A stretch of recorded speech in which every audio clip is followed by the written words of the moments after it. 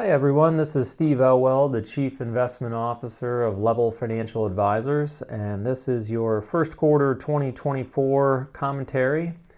The investment markets had a good quarter. The U.S. stock market was up 10.02%. International stocks were up a little more than 5%. Emerging markets up a little more than 2%. Global real estate went down a little bit for the quarter, and the U.S. bond market also went down for the quarter as interest rates moved a little bit back up here during the quarter, not because of any change from the Federal Reserve. They held interest rates at where they started for the quarter, but interest rates in the investment markets moved as some of the inflation numbers came in that didn't ultimately show as much of a decline as the markets were hoping for. But big U.S. stocks really pulled the market up during the first quarter, led by some of the same stocks that did really well in 2023. What have been coined the Magnificent Seven stocks, which is mostly the big tech names that everyone's aware of, NVIDIA and Apple and Amazon and Google and Microsoft and Meta, otherwise known as Facebook.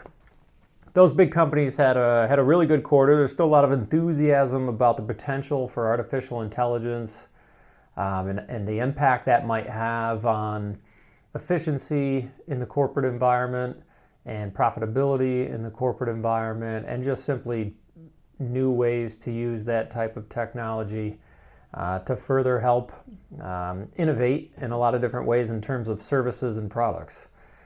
So the market had a relatively good quarter when you look at it from that perspective. So most people were pleased to see that.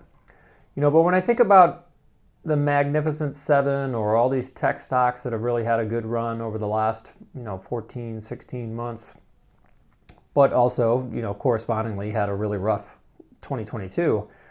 It sort of makes me think back to other companies that have had really dominant runs and dominated their industries like NVIDIA does. I mean, NVIDIA really is the company to go to when you're thinking of AI and the chips that are needed to, get the computing power to be able to use AI to your advantage if you're a, corporation.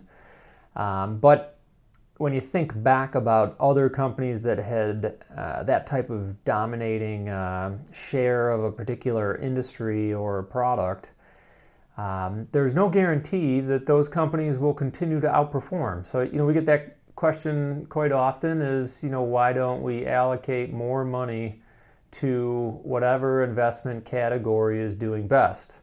And, that's a little bit of like chasing your tail in terms of investment performance. There's a lot of pretty clear evidence that maybe that works in the short term, but in the long run, you're probably going to result in lower returns if you constantly try to go buy whatever has done really well looking backwards.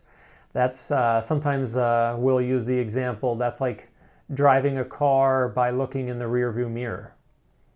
That's obviously not how you want to drive a car unless you're backing up. That's not how you want to drive a car. You need to look forward and see what's in front of you. And you kind of see this in disclosures all over the place, right? That classic statement, past performance is no guarantee of future returns. That really couldn't be more true. And it doesn't necessarily mean that the companies that have done really, really well in the last 12 months don't continue to grow or continue to have positive returns. It just may mean that you should temper your expectations, and that the most likely scenario actually is that, at some point they start to cool off. But we actually like to point out to this visual and example that we have from our friends at Dimensional Fund Advisors, which points back actually to the old Blackberry story. And Blackberry, for those that don't remember, was dominant in the phone business 15 years ago. And now this was before Androids and iPhones, but Blackberry went from, dominating the industry to very quickly not dominating the industry as the iPhone came out and eventually Android phones came out from Google. And this is just one example, so you can see the visual of what happened to BlackBerry's trailing 12-month sales and how they dropped off in a major way over the last 20 years. You know, they were doing really well all the way until 2011, and then they came down quite a bit after that.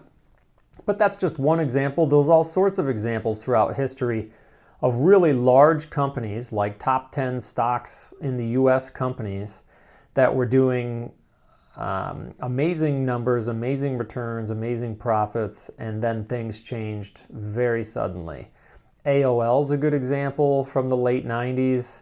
And actually, if you go back to early 2003, the very earliest of social media days, some of you may remember MySpace, and in 2003, actually the most popular social media network was Friendster.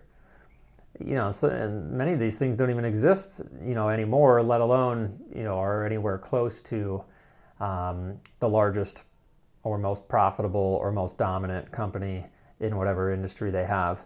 So it's not so much a knock, you know, I'm certainly not trying to knock the businesses of today's companies that are doing really well. I think it's just more of a reminder that just because something has done really well is no guarantee that it'll continue to do well or continue to dominate. You know, none of us can really predict how future innovation, you know, new startups, future economic challenges or changes, global changes, regulatory changes, how any of that may impact some of today's largest companies. And that kind of, you know, really goes back to the whole underlying idea of diversification. So we thought it would be useful to sort of walk through and remind people of some of those past examples. And it doesn't mean that we're changing our allocation to U.S. large stocks in any way. It just means the case against increasing allocation there is that we don't want to chase our tail in terms of performance. That's generally a bad idea. But also that we should sort of temper our expectations about, you know, will that category continue to deliver the type of returns it has in the last, you know, 12 to 16 months. And the underlying reality is we should probably temper our expectations on that particular category. So to pivot a little bit, we wanted to also speak for a short period of time here about a common question that we get every 2 years, but even more so every 4 years, which is election years. So not only election years when you have midterms, which we get some questions on, but a ton of questions in presidential election years about, you know, should we change our strategy? What if this party wins? What if that party wins? And let me be clear, no part of what I'm going to talk about now has to do anything with, you know, the particular candidates or policies or any of the moving parts there. All of that is very important for all of us. But from an investment perspective, should we consider doing something different with our strategy? Should we take more risk, less risk? Should we change the mix of what we're putting where? And I want to point to some of the visuals that we have on the history of stock market returns during Democratic presidents and Republican presidents, and mixed control in Congress versus Republican control versus Democratic control. So to start, from a big picture standpoint, if we zoom out over the approximate 97 years of quality stock market data we have, this visual shows how the stock market has performed over every president's reign throughout history. And I think the trend is pretty clear. The stock market, for the most part, is detached from who's president and which party's in control. The stock market, there are so many variables that impact the stock market and so little impact that the president has on the stock market. I mean, I would argue, I don't want to say none, but pretty darn close to nothing. Because just try to even digest, when we're talking about the stock market, the global stock market, you're talking like 10,000 companies, something like 3,500 of which are in the U.S. So a whole bunch outside the U.S. that, obviously don't have a huge effect on who's president in the U.S.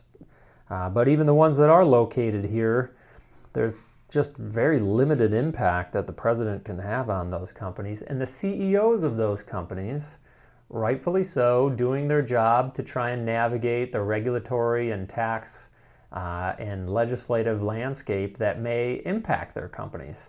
So they're going to work every day making decisions about how can they run their business best, whether that's trying to cut costs or trying to innovate or trying to increase their sales or increase their profit margins, whatever the case may be. They're going to do that no matter who's president. And that's going to have a bigger impact, much, much bigger impact than who actually is president at any given moment. So the stock market trend is clear that over the long run, it does not make a material difference which party is in control of the White House, and you shouldn't make investment decisions based on that.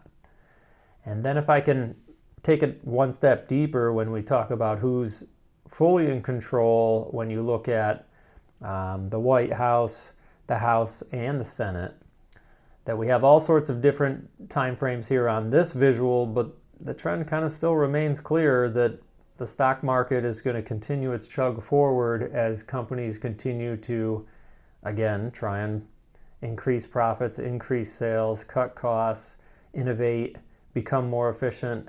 That slow, boring trend is the constant undercurrent of the stock market. And it's something that you don't hear about every day, you don't think about every day, doesn't make the news, and why would it? Companies are doing it every day. It's expected to be done. And so that undercurrent continues no matter who's in charge of the White House or Congress. So that's kind of the leading principle in terms of our attitude, that we should not change our investment strategy.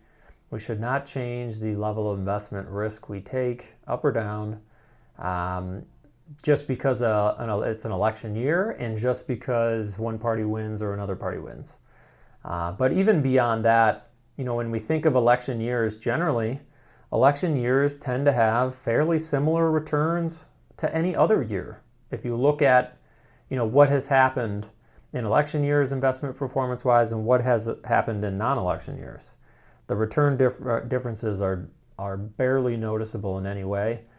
Don't get me wrong, there might tend to be a little more volatility around the election, but generally, and this is no guarantee, but generally after the election is over, no matter who wins, there tends to be a little bit of a relief rally in the stock market, particularly, because that's just one less thing to worry about, one less thing to think about as to who's going to win. Once that part is over, it's not so much who won, it's just that it's over. And sometimes that can be sort of counterintuitive. But in terms of how the investment markets move, particularly stocks do not like uncertainty. And obviously an election is uncertainty. So once that's over, it makes sense that the markets might be relieved that we just don't have to think about that part anymore. We can go back to focusing on everything else. And the things that ultimately do determine the movement of stock prices, which would be corporate profits, right? If Microsoft comes out and says they earned a lot more money than what everybody thought they were, that's going to move the price of Microsoft stock, as it should. That's how it should work. So long story short, we know it's an election year. We know there'll be questions about it. We're always happy to discuss it and discuss your own portfolio and how your retirement projection is looking and how your financial situation is and how you are on pace to meet your financial goals. But in terms of should we do something different, almost certainly the answer is no, unless there's some other variable that has changed in your personal financial situation. So with that, that's the investment market commentary. I would also add, since we are now done with tax season for those who have filed by April 15th, if you haven't already, please send along a copy of your 2023 federal and state tax return, which is extremely useful for us to not only review for its accuracy to make sure that there's no issues there, but more importantly, to make sure we're doing all the things that we can to help lower your taxes. There's no dollar saved like a tax dollar. And so it can be one of the most valuable things we do is having your tax return, reviewing your tax return, and helping you with tax planning to figure out how to minimize the amount of taxes you owe. And so if you haven't sent us the returns, please send them along. As always, if you have any specific questions, then please feel free to give us a call or send your advisor an email, and we'll be happy to answer those. Or if you'd like to schedule a review meeting, obviously, just give us a call and we can get that scheduled. And with that, this is the first quarter 2024 commentary. I'm Steve Elwell, and we'll talk to you next quarter.